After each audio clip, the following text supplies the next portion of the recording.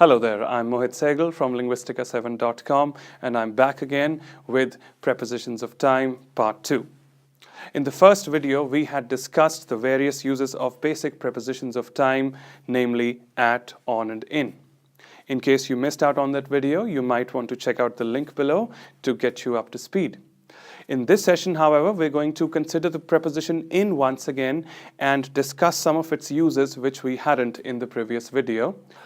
We'll follow that up with the discussion of certain expressions or words which function independent of prepositions. So, hop on board, the Grammar Express cometh.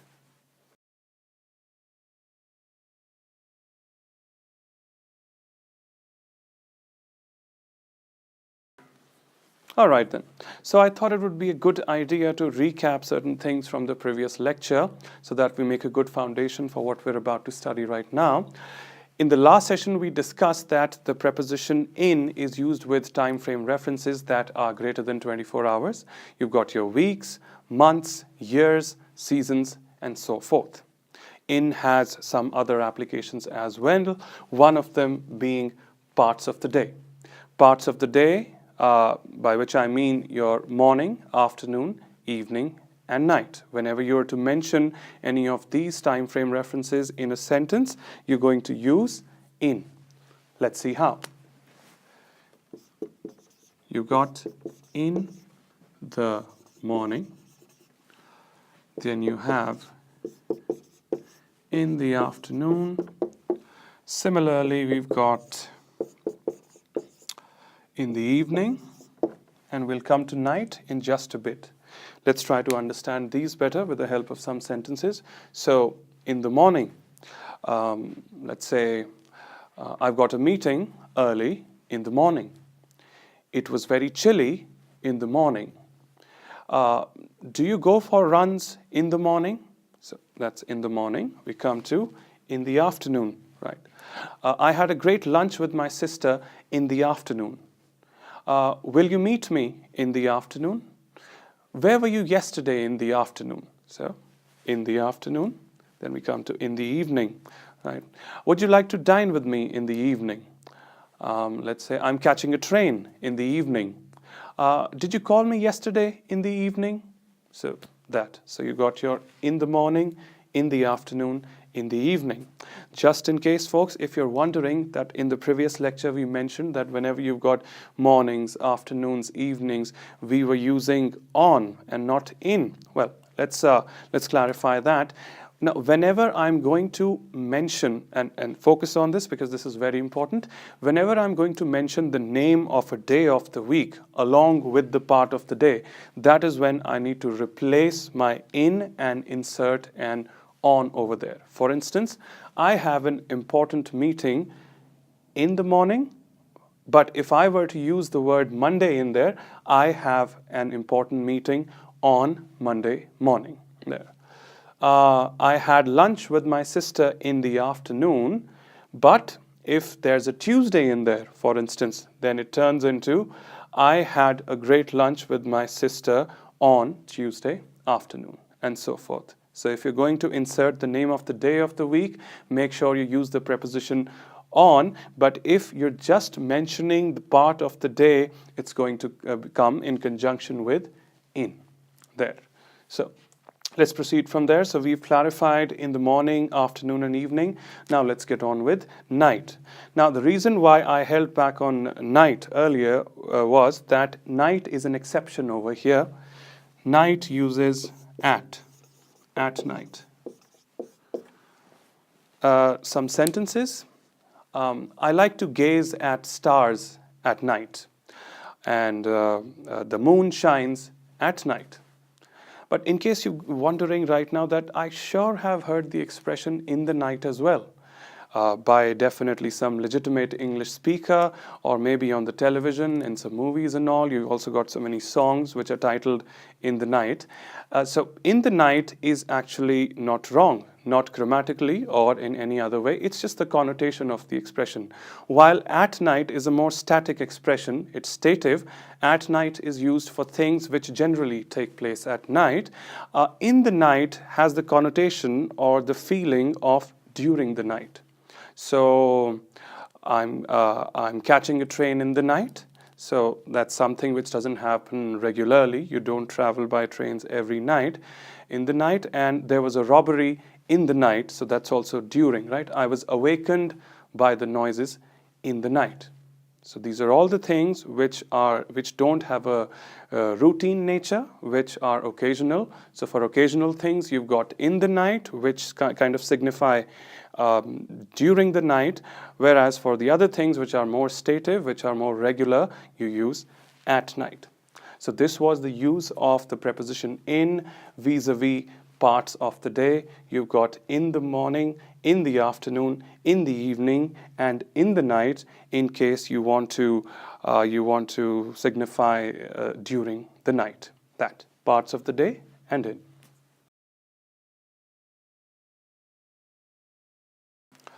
On to another use of the preposition in. It is also used in case of time taken by something to start or finish. Now, whenever in my sentence I want to mention how long something takes to begin or to end, I'm going to do it with the help of the preposition in. Observe. The movie starts in 5 minutes. You've got in 5 minutes.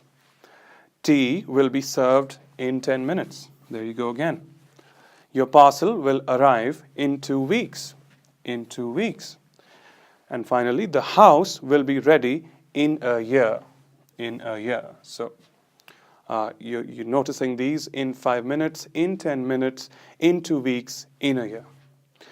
All these sentences are telling me when something starts or when something is finished, when something arrives, and so forth. Just in case if you're wondering why I'm using the preposition in with time frame references which are less than 24 hours, you must realize that it's because of the context. Over here, I'm not interested in telling you whether something was done on Monday or something happened in a certain year. The context is focusing on the fact that an action is beginning or ending within a certain duration. So whenever that's the case, folks, you've got to use the preposition in to tell your listener how long it'll take for something to start or to end. This was another useful application of the preposition in, which is time taken by something to start or finish.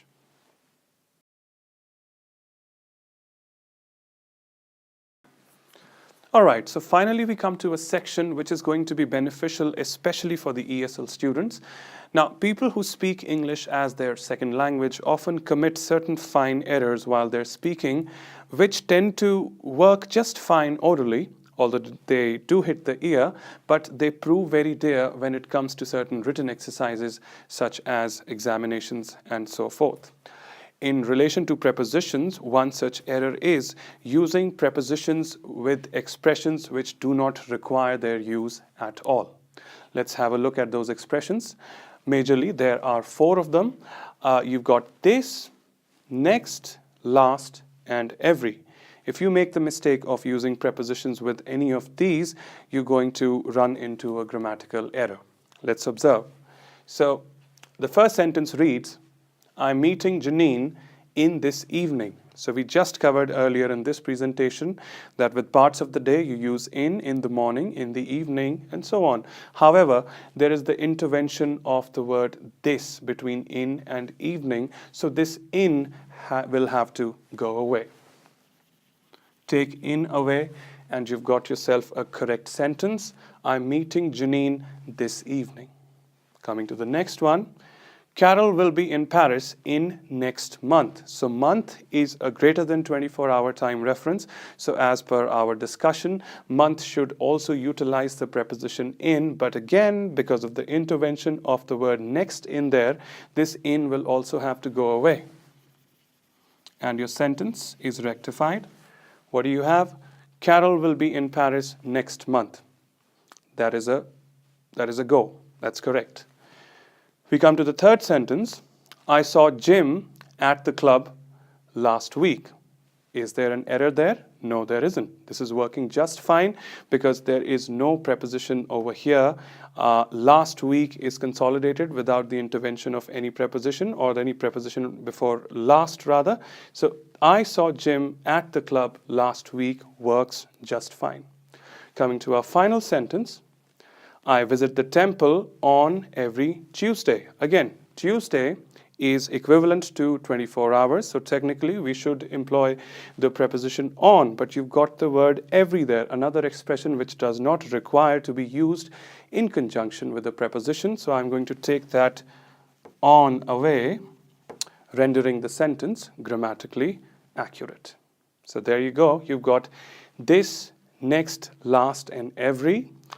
For the ESL students, go ahead folks, do not use these prepositions with, do not use these expressions with any prepositions or you'll be in for some errors.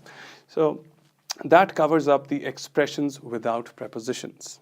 And with that, we also come to the end of this little session. Thank you so much for giving us your time. If this has helped you, if you found this useful, go ahead, subscribe, like, share. We really appreciate your patronage and we are very thankful for that. So please go ahead and spread the word. Till then, we'll be busy working on something else that's going to be useful for you. Thank you for watching. Take care.